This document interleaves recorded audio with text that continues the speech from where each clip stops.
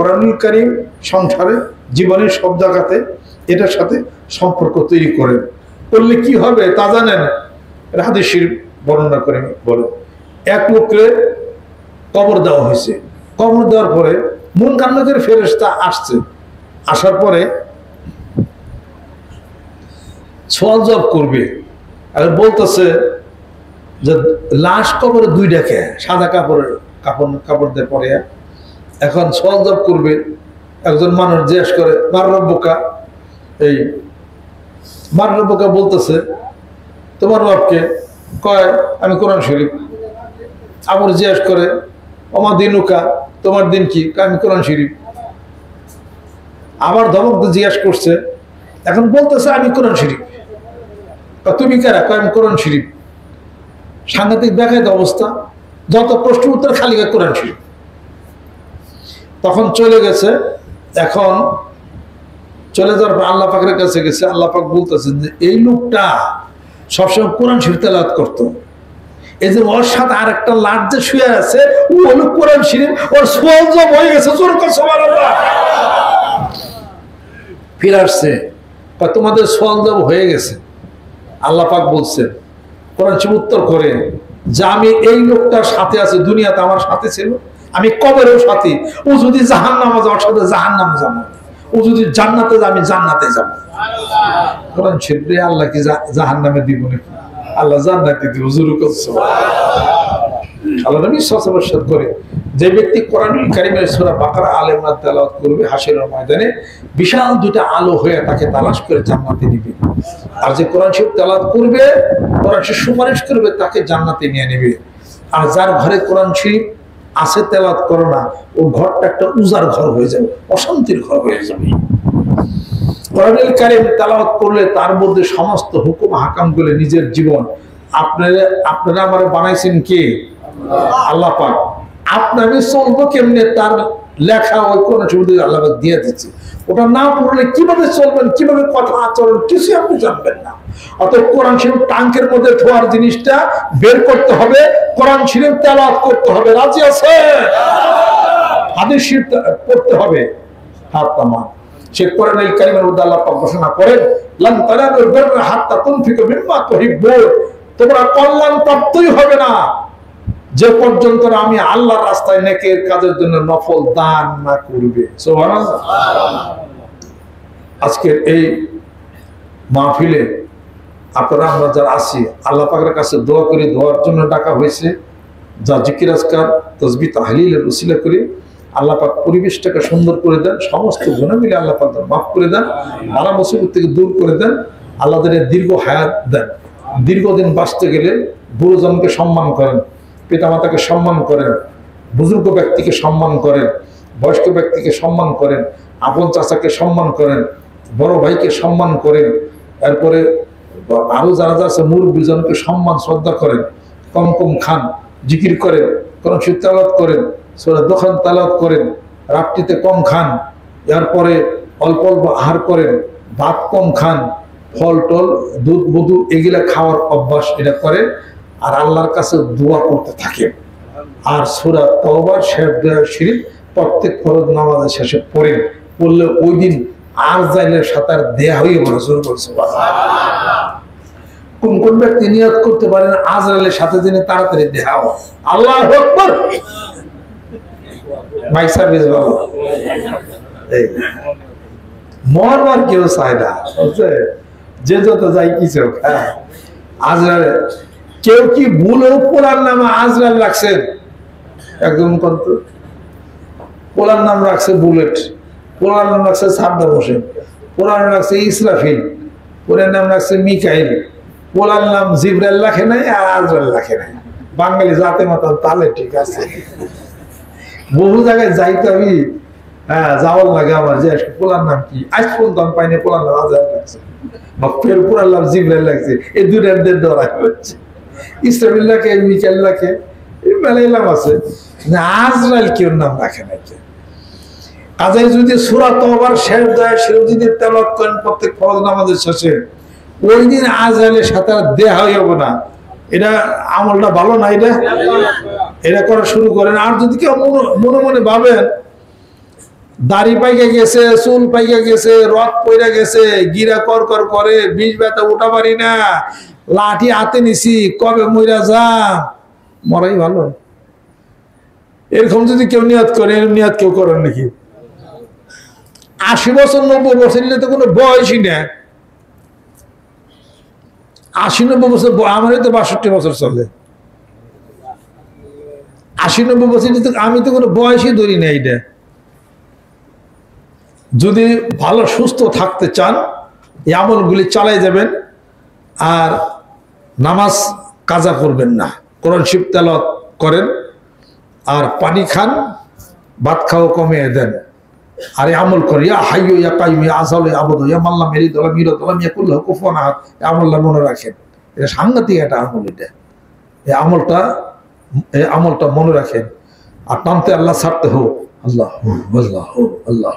এটা মানুষের হাত বাড়ায়। আরো এটা তার কারণ কি? কারণ হলো এই মানুষের যে নার্ভ আছে, নার্ভাস সিস্টেমটা আছে, যে কারণে নার্ভাস সিস্টেম লস হয়, আল্লাহ আল্লাহ জিকিরে এটাকে পূরণ করে আনে। এটা একটা শক্তি ভিতরে যায়, এটা প্রচুর পরিমাণ অক্সিজেন যায়। অক্সিজেনের ফ্লো যত বেশি যাবে, ব্লাড সার্কুলেশন তত বেশি ভালো হবে। ব্লাড সার্কুলেশন যত বেশি ভালো হবে, তার ব্রেন তত বেশি ভালো হবে। ব্রেন ভালো কাজ করলে নার্ভগুলা কাজ তার ভালো হবে বেশি, এবং স্মৃতিশক্তি প্রখর থাকবে, কান ভালো থাকবে। যার কান খুব প্রখর, বাস্তবসী কান প্রখর যার আর কি, খুব তীক্ষ্ণ কান জারিরা, আল্লাহ পাক আমাদেরকে যেন কবুল করে নেন। দানের হাত বাড়িয়ে রাখবেন, বাঁচবেন বেশি দিন। আর সদকা তারদ্দুল বালা ও তাজিদুল উমরা, দান সৎকা করো, বহুদিন বাঁচবার যদি চাও। কাজে যাদের বৃদ্ধ 70 বছরের বইরা আছে নাকি, নাকি একজন আছে খারান, আব্দুল আজিজ না, ওটা কত বয়স? 75। আপনার বয়স কত? 72। উনি 3 বছর বেশি আছে। হ্যাঁ, খারান 79। না আছেন দেখি একটু সাহস যোগাই। কত? 73। কিছু ডান্ডু ঘুরে পাইলাম রে, কয়েকজন ডান্ডু খেলাম নাকি রে, এগুলো তো বিশ্ব তবুল কাম করে দেওয়া যায়। আপনার কত? আপনার কত? 79 না? 3 জনের মধ্যে একটা ফার্স্ট হয়েছে। দৌড় দিল তো উনি ফার্স্ট হবে, দৌড় দিল বলে আব্দুল্লাহ আগে জায়গা দেখি দৌড় দিয়ে। আর এই তো 79। কইলাম না যে 80-90 বছরের কোনো বয়সই নেই। দেখুন, কাজ করবেন, তরিকার কাজ, নতুন নতুন লোক নিয়ে আসবেন, আর আল্লাহর কাছে কইবেন, আল্লাহ আমার তো বয়স বেশি হয়ে গেছে, আমি নিয়ত করছি কমপক্ষে 1000 মানুষ আমি দরবারে নিয়ে যাম, এর আগে মরণ দিও না। ভালো ভালো নিয়ত করেন, আল্লাহর পথে বাঁচিয়ে রাখবো। কথা খেয়াল করছেন? বেশি বেশি নিয়ত করবেন, হাঁটা চলাফেরা করবেন, কাজ করবেন, আরো বেশি দিন বাঁচবেন। 80-90 বছরের কোনো বয়সই নেই। দেখুন, আমরা তো নিয়ত করছি 300 বছর বাঁচবো ইনশাআল্লাহ। এই জোর করে আল্লাহর কাছে আদায় করে হেলিয়ে তো করতেছি, বয়ে থাম না, বয়ে খালি মুরগি চলা যাবো না। হ্যাঁ, হেলে কই 2 বেলা জিকির, কোরআন শরীফ তেলাওয়াত, তারপর কাজ করবেন, তারপর মধু খাবেন, খেজুর খাইবেন। কথা খেয়াল করছেন? আর তরিকার কাম চালাই যাবেন, জিকির করবেন বেশি বেশি করে, আরো বাঁচবেন ইনশাআল্লাহ। এই দেখছেন 3 জন পাইলেন 80 বছর। হ্যাঁ, উল্লাহ ভালো কাজ করে। হ্যাঁ, 13 সিরিজ তো শুনছি। 13 সিরিজ একজন 95 বছর একজন পাইছি, এবার ভালো কাম করে। হ্যাঁ, 122 বছর একটা পাইছি, ছোট। হ্যাঁ, ছোট মোটোই, দাঁত দুধ নাইকে 122 বছরও 13 সিরিজে দেয়া হয়েছে আর কি। পাবনার সুলতান করে, হ্যাঁ, বাদের হাট। যাই, ভালো হয়েছে, দিয়ে দিয়ে না এটা সাহস বাড়াই। আচ্ছা, বই কাজে এরকম সাহস হারায়েন না। দাড়ি পাইকে গেছে, আল্লাহ কবে জানি চলে যাবো, কি বহুদিন বাঁচবেন, কাম করো না কোনো মেলায়। হ্যাঁ, এই এটা সে কথা একবারে কি কইতেছে কিনে। হ্যাঁ, আমার হলো জন্ম হলো 61-এ, 61 সালে। তাহলে কত হয় বয়স? হ্যাঁ, 62, হয়তো 62-63 আমার চলে আর কি। এই 62-63 চলে আর কি। যাই আল্লাহ পাক যেন আরো আছে এরা। এই আমার অনেক মানুষই তো কয়, আমার আত্মীয় স্বজনরা কয় যে দাড়ি চুল পাকছে, বুড়ো হয়ে গেছে, আর কয়দিন বাঁচবো। আমি হয়ে গেলে বললো গদির মধ্যে দখল করে নেব। চিন্তা করা পরে পরে আল্লাহ খবর দিছে কয়দিন বাঁচবো। আস্তে আস্তে করি কয় ওনার সাথে তো পারা যাইতেছে না, কয়দিনের বাঁচবো, এই যে চলে যাবো গা, বুড়ো হয়ে গেছে গা। তাহলে আমার পোলা আছে মেঘদা তো ওরে ধরবো বলো ঠিক মতো। ওরা বলে যে আরো পারবো না, এটা চিন্তা করো না। আর আমি কয়দিন বসবো, কার আগে কার আমার তার কোনো ঠিক আছে নাকি? 5 কোটি মানুষের নিয়ত করছি, 5 কোটি আল্লাহ কাছে করছি, 5 কোটি ওর আগে আমি দুনিয়াতে যাইবার চাই না। নামছি তো মাঠে ময়দানে ইনশাআল্লাহ তাআলা। আল্লাহ জানে, আল্লাহ পাক জানে, সারা পৃথিবীর মানুষ জানে যে মানিকগঞ্জ মুরিদের সবচেয়ে বেশি বাস পাইছি কি। আউজবিন 3500 বছর বাঁচছে, আদম আলাইহিস সালাম থেকে মুসা আলাইহিস সালাম পর্যন্ত। ওই হালার মতো তো ইমানি আনে নাই, বেঈমানে হালাই মরছে, আর বউ আসার মুসলমান। তো 3500 বছর আল্লাহ হায়াত দিছাল, কি করবার নিগে কিছু করে যায় না। আমাকে হয়তো বাড়াই দিক আল্লাহ দেও কি করা পারি বাংলাদেশ। আল্লাহ পাক যদি কবুল করে দেন। আস্তাগফিরুল্লাহ। তারপরে তো আমার জীবনের পরিশ্রমটা অনেক বেশি, পরিশ্রম অনেক বেশি। একা মানুষ দৌড়ায়, কাজ করি, অনেক কাজ আমার করা লাগে। এরপর রাত জাগা হয়। তারপরে 3-4 বছর পারিবারিক অনেক অশান্তির একটা মধ্যে গেলে, মানুষ তো চিন্তা টেনশন করলে মানুষের শারীরিক অসুস্থতা মানুষের আইসা যায়। তবে এগুলার থেকে আমি নিজের বিজয় লাভ করছি ইনশাআল্লাহ। কোনো চিন্তা টেনশন আমার ধরা পারে না, যা মনে তাই হোক, আমি আবার এগুলার জয় করা পারি ইনশাআল্লাহ। আল্লাহ পাক কবুল করে নেয়। মানে সারাদিন যে বেজারে বেজার, আমি বেজারে থাকি রে, আছি কাজের তালে আছে সারাদিন। মানুষ বিদায় করতেছি, কাজ করতেছি, এটা কোনো রাগারাগি করি না কারোর সাথে। কোন এলাকায় যায় কোনো রাগারাগি পারছি নি, ওগুলা আমার মধ্যে নাই। আমি সবসময় ফ্রি মতোই থাকি। আল্লাহ পাক যেন কবুল করে নেন, রহমত বরকত আল্লাহ পাক যেন রাজি করে দেন। চোখের জুতি এখনো ঠিক আছে, বয়স অনুসারে ভীষণ বলে, লং ভীষণ, শর্ট ভীষণ, ওটুক হবে, ওটুক চোখ আমার নষ্ট হওয়ার কোনো কারণে না। চোখে আমি যা দিই আপনার কাছে ভালো দিই আমি ইনশাআল্লাহ তাআলা। তারপরও বাঁচার আশা আছে, 300 বছর বাঁচব আল্লাহর কাছে আদায় করে নিয়ে হবে। অনেকদিন বাঁচার দরকার আছে, তার কারণ যে জিনিসটা আব্বা আমাকে দিয়ে গেছেন ওটা আমি এখানে অ্যাপ্লাই করা পারি না।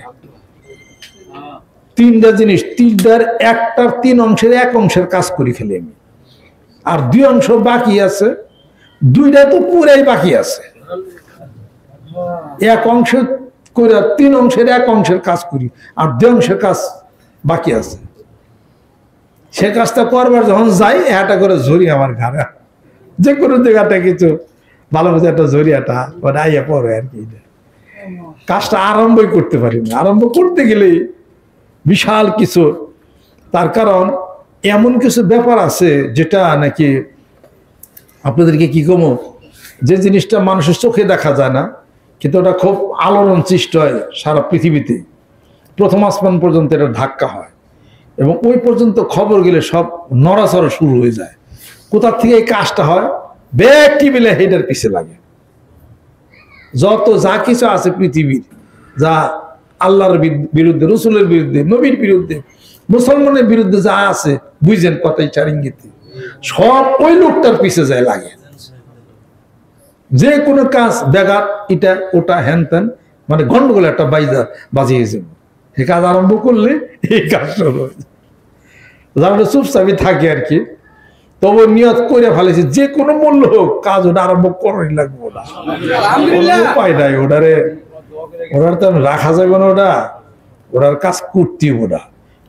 দুইটা শক্তি হাতে রাখি, একটা জিনিসকে 3 অংশ করে 1 অংশের কাজ করছি, 2 অংশের কাজ শুরু মানে করছি কেবল, 2 অংশের 1 অংশের কাজই করা পারি না, তাই তো কত ঝামেলা হয়ে যায়। এটা এমন একটা ব্যাপার। এটা এই জন্য আমি বলছি না যে তোমার কাছে সায়েন্স শিখুন, ভালো কথা, তোমার কাছে পলিটিক্যাল সায়েন্স কিনুন, পড়বো, সমস্যা নাই, উর্দু শিখুম স্বীকার করি, আরবি শিখুম স্বীকার করি, সবই শিখুম। আমি যে লাইনে পিরিগিরি করি এটা তোমার কাছে শিখার কিছু নাই আমার। এটা আমি তো ওই বিশ্ববিদ্যালয়ে মাস্টারই করি, শিক্ষকতাই করি, শিখুম কি তোমার 2-1 ঘন্টা ক্লাস নিয়ে দিই আমি, যেটা নিয়ে আমি কাম চালাইছি বাংলাদেশের বুকে। এটার কেউ জমা খরচ দিই না আমি, এটার মধ্যে কেউ জমা খরচ দিই আমি গদির ফিরো না, কেউ আমার পিরিয়ে শিখাইছে এটাও আমার না। এটা সাধারণ একটা হিসাব পত্র, সাধারণ করে ওই জিনিস শিখা বুঝা এটা আমি নামছি। ভালো একটা আবাকাবা পইরা বিশাল একটা চশমা চোখে দেয় সিংহাসন দিয়া পিরগিরি হয় না, পিরগিরি আলাদা আরেক জিনিস। এটা বাংলা চেয়ারে বই হইলেও কাম হয়ে যাবে।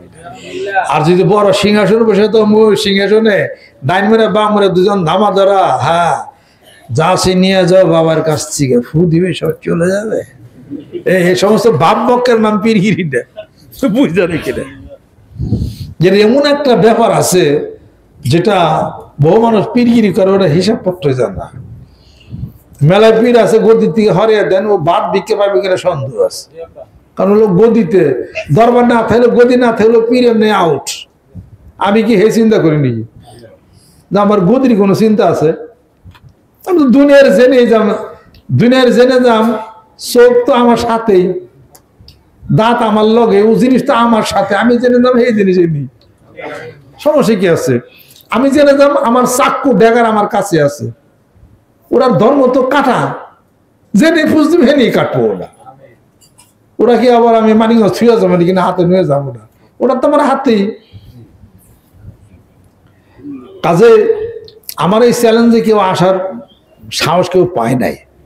এমনি আমি কম ইংরেজি পারি, আরবি পারি, যাই কিছু পারি, শিক্ষার দিকে কম, সবই মানুষ কথা ঠিক।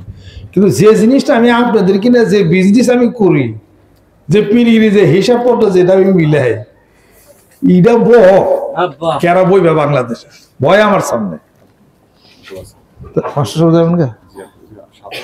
আরে খালি সময় নষ্ট করছে, আস্তাগফিরুল্লাহ। ঠিক আছে, যান।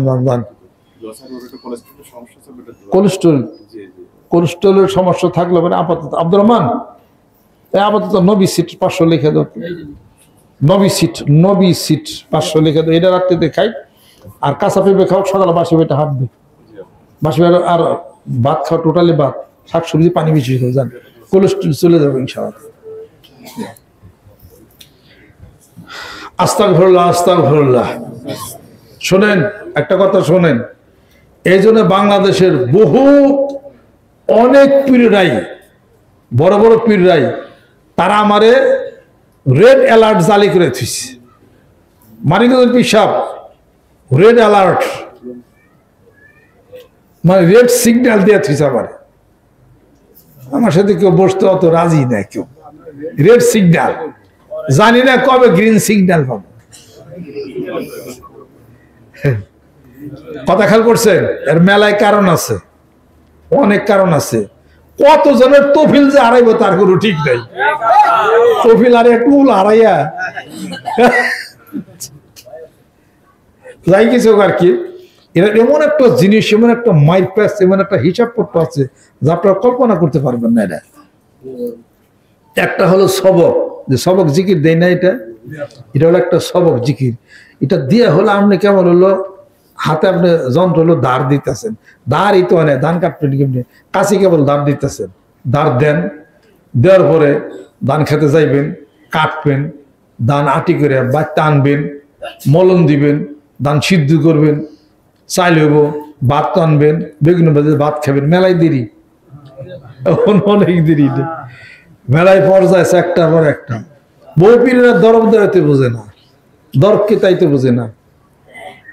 যে এই জিনিসটাই তো বুঝে না, এই জিনিস না বুঝলে সে পীরগিরি সে করতে পারবে না। এটা তার কারণ তার আত্মার মধ্যে, তার কলবের মধ্যে একটা লাইট আসবে। ইত্তাকু ফিরাসাতুল মুমিন ফাইন্নাহু ইয়ানজুরু বিনুরিল্লাহ। এই লাইট দিয়ে অবশ্যই তাকে কাজ করতে হবে। এই কাজের হিসাবপত্র না জানলে, দরব না জানলে কাজের হিসাবপত্র সে বুঝবে না। সেটা কি পীরগিরি করে। এটা আমি আপনাদের খেদমতে আরজ করতে চাই, মানিকগঞ্জ দরবার শরীফ আসেন আর যায়েন না, জিনিস নেওয়ার চেষ্টা করেন। মনে রাখতে হবে আমি বায়াত হয়েছি, মুরিদ হয়েছি, ব্যাপার কি, সাধনা কি, জিনিস কি, বিষয় বৃত্তান্ত নিতে হবে আমাকে। I have to achieve. সুবহানাল্লাহ।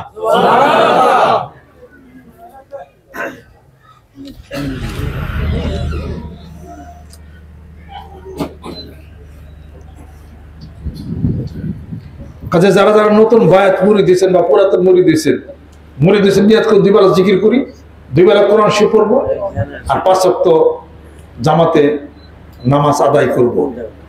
হালাল খাইবেন, হালাল খাইবেন, হারাম খাইবেন না। কোনোভাবে হারাম জানি আপনার মধ্যে জানি না ঢুকে যে হালাল খাবো। সারাদিন পরে একবার খাবে, কয়েকদিন কষ্ট করেন, আপনার রেজেক আল্লাহ বাড়াই দেবে। আলহামদুলিল্লাহ, আল্লাহু আকবার। আল্লাহ কবুল করে নাও। হাত নামান। তাই বলতেছিলাম, নফল দান, নফল ইবাদত মানুষকে এমন পর্যায়ে পৌঁছে দেয়, মা ইয়াজালু আবদি ইয়াতাকাররাবু ইলাইয়া বিন-নাফিলি হাত্তা হাবাবতু ফাইজা হাবাবতু ফাকুনতু সামুল্লাযী ইয়াসমাউ বিহি ওয়া বাসারুল্লাযী ইয়াবসিরু বিহি ওয়া ইয়াদুল্লাতী ইয়াবতিশু বিহা ওয়া রিজলুল্লাতী ইয়ামশি বিহা। সুবহানাল্লাহ। নফল ইবাদত করতে করতে বান্দা এমন একটা পর্যায়ে পৌঁছিয়া যায়, তখন বান্দার চোখ, হাত, কান সব আল্লাহর কুদরতের সাথে মিশা যায়। নফল দানের দাম, মর্যাদা সবচেয়ে আল্লাহর কাছে বেশি। সুবহানাল্লাহ। একটা সংবাদ আপনাদের কাছে আমি বলি। 13 শ্রী ওখানে একটা মসজিদ করা হয়েছে, আপনারাই দিচ্ছেন, আমিও দিছি, সিংহবাগ টাকা, 3 তলা মসজিদ হয়েছে, গেল 1 নম্বর। সাথে লাগা আমি একটা ওই এলাকার সবাই মেয়েরা, ছোট ছোট বাচ্চারা ওই মক্তব করতেছে, একটা নুরানি মক্তব, যাতে সকালবেলা সে পড়াশোনা করে, আবার বয়স্করা সন্ধ্যার সময় সে পড়াশোনা করে। ওই এলাকাটা যাতে একটা ইসলামের প্রচার প্রসার, তরিকতের প্রচার প্রসার হয়। আমার দাদা দাদি ওখানে শুয়ে আছে, আব্বা ওখানে আমাকে খেলাফত দিচ্ছেন। আমার বাপ দাদার অনেক জন্মস্থান ভিটা, ওটা অনেক বড়, এখন ডেভেলপ আমি করতেছি। ওখানে এলাকার মানুষটা খুবই ভালো। ওখানে একটা মাদ্রাসা করতেছি, ফুরকানিয়া মাদ্রাসা। ওই মাদ্রাসাটা এই বুধবার কি বৃহস্পতিবার দিন উদ্বোধন হবে, আমি করব। সেটা অর্ডার দিছি। 60 ফুট, তাতে 96,000 টাকার কাঠ লাগতেছে, আবার খামখুটি লাগবে, টিন লাগবে। এই ফুরকানিয়া এই মাদ্রাসা যাতে পড়াশোনা হয় এলাকাতে, ওই মাদ্রাসা আমি আরম্ভ করছি। মসজিদ তো আছে, 3 তলা হয়েছে। মসজিদে আপনারা সিমেন্ট দিচ্ছেন, যারা যারা পারে এখনো তারা সিমেন্ট দেওয়ার নিয়ত করেন। আর এই যে আমি হুইলাইলু করে কিছু আপনাদের কাছে মসজিদ আদায় করে নেই, আমি বন্ধুর কাজ করি, কিন্তু পরকালে দেখবেন আমি সবচেয়ে বন্ধুর কাজ বেশি করছি। বুধবার কি বৃহস্পতিবার দিনে মাদ্রাসা উদ্বোধন হবে, মাদ্রাসা টিন লাগবে।